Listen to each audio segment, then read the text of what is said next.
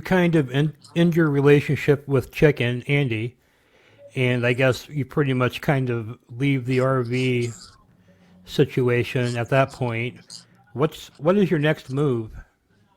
So, obviously, like, I didn't get evicted or anything. My landlord actually really likes me. I've always been a really good tenant. I think he feels kind of bad for me, actually. But the owner was like, there were too many police reports filed at this house. Like, I can't have that. And so they pretty much had to end my contract, which really sucks. But they did like me. They did think I was a good tenant. They did put in a good word for me with new places that I was applying for.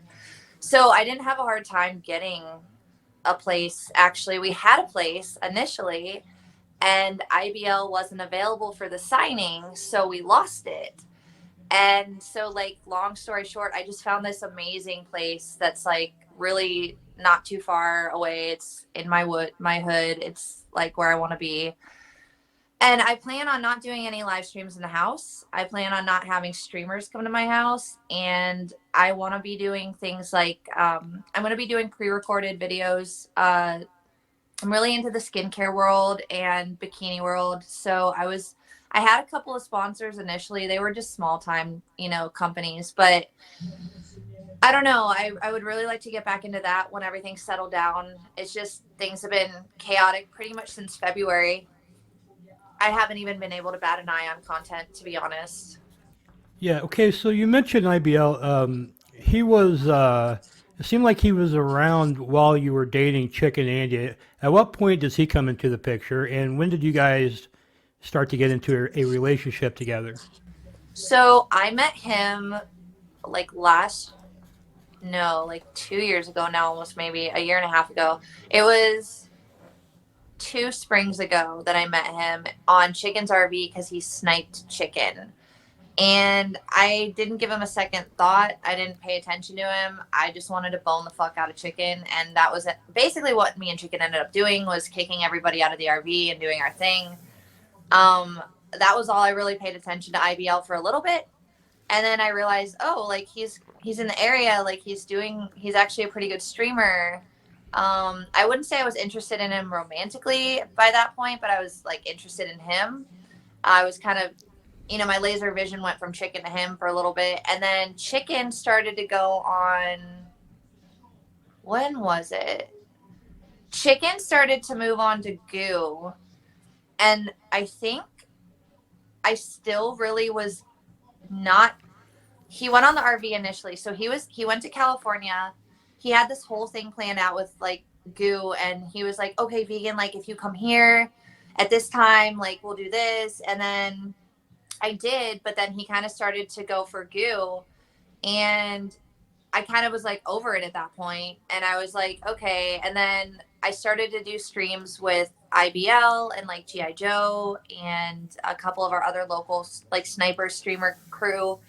And I just really liked him. I thought he was really cute, and I don't know, I really liked him, and like that's kind of how it went from there. And how has that relationship been going for you up till now? I know I see you on Instagram complaining every once in a while, but you Yeah, do I seem like do. you're in love. So I pretty much like fell for him, like not super fast, but he's actually got really good qualities if he lets them show. He took care of his mom for a long time in Ohio, and then he moved out here, and I think he's just kind of getting his feet wet with like, the party scene and like being wild and just all that stuff. And I kind of give that to him because I know he was kind of stuck at his mom's, helping her, and didn't have much of a life for a long time, a long part of his life. And he treated my medical issues very respectfully, which a lot of guys don't do. I like that. Um, Unfortunately, he has made me content out of spite, out of his own desire to make content, which is not okay. And, I've talked to him about it 1,000 times.